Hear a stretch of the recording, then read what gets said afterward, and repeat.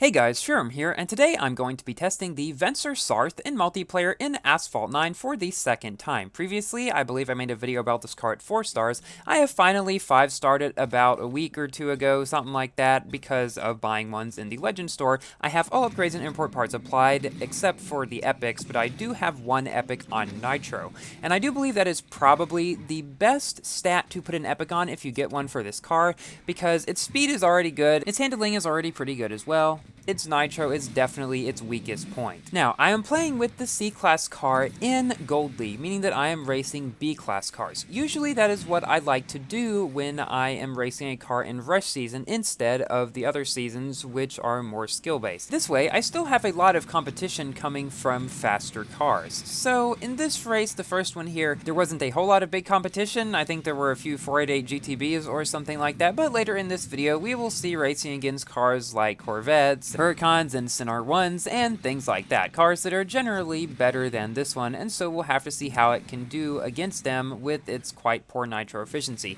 Now, you may think that this car might not be very fun to drive, because cars with bad nitro efficiency usually aren't.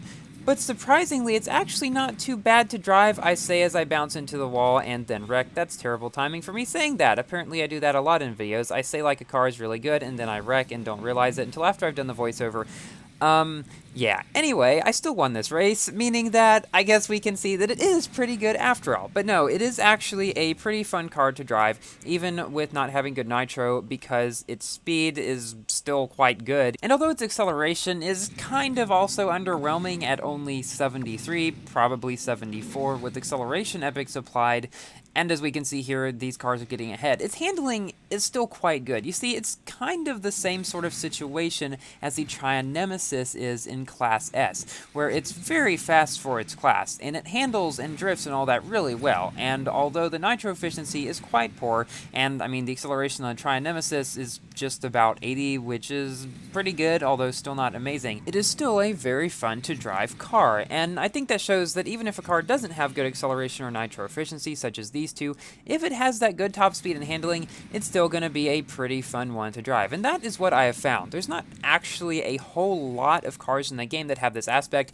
The Koenigsegg Jesko is another one. That thing drifts very well, and its top speed is the highest in the game, but its nitro efficiency and its acceleration are kind of lacking. It is also a pretty fun car to drive. So if you have this car and you never really gave it much of a shot in multiplayer due to having poor nitro efficiency and acceleration, if you have it start up to at least 4 stars, preferably 5, which is where it really shines, I would definitely recommend you give it a shot in Silver or even Gold League like I am here, and just see what you can do with it. Here we beat a Corvette that is 500 rank above us. Now, this car is about 9 or so miles per hour faster than the Corvette, so if you get a good straight map, like this one for example on the Himalayas, you can have a pretty good chance of beating them as long as you do manage to get ahead, because even though the Corvette's acceleration isn't the greatest either, they still start up faster than the Vencer.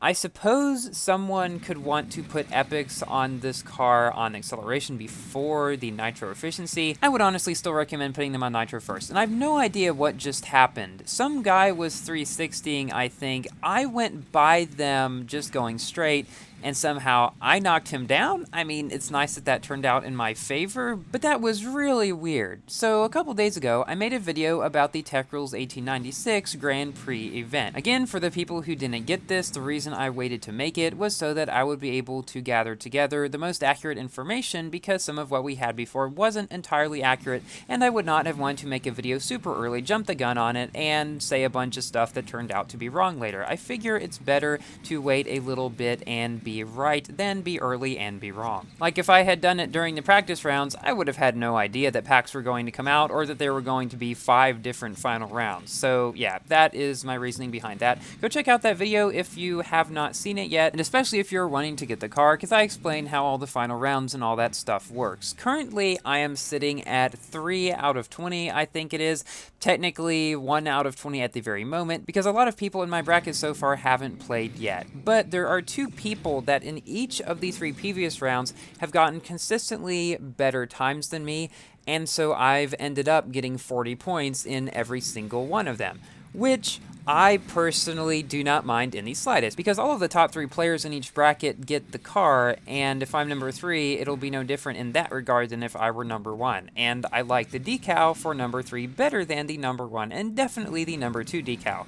I really don't care for the number 2 decal. A couple people in my comments in that video had a good idea of the top person getting all 3 of the decals, the second person only getting 2 of them, and then the person at the bottom getting 1. So you wouldn't have this weird thing of trying to get a lower position because you want a different decal. I don't think that's how Gameloft intended it to work, so they could have definitely fixed that by giving the top person all 3 decals and so on down. So do not fear, guys, I will be making a video about that car when hopefully I get the key in a few days. I have it at 4 stars, so I should be able to make a pretty good video competing pretty well if there is a season for it. If there's not a season for it, then I'll probably, I don't know, do it in rush season. Hopefully, there should be a season for it because there is one for the Avia going on right now. And they usually have one for each special event car when they come out. Now here, I barely passed this Huracan at the last second to come in first place. That was definitely one of the closest races I had this season in this car especially. Speaking of the Avia and the Huracan, as well as the Apollo N, I guess for that matter, RPM Alex made a video comparing the Apollo, Huracan, and the Avia and found that they're actually quite evenly matched, with the Huracan still winning on twisty tracks, the Avia winning on maybe some of the more medium length and medium twist tracks, and then the Apollo, because it's fastest, winning on perhaps some of the long tracks.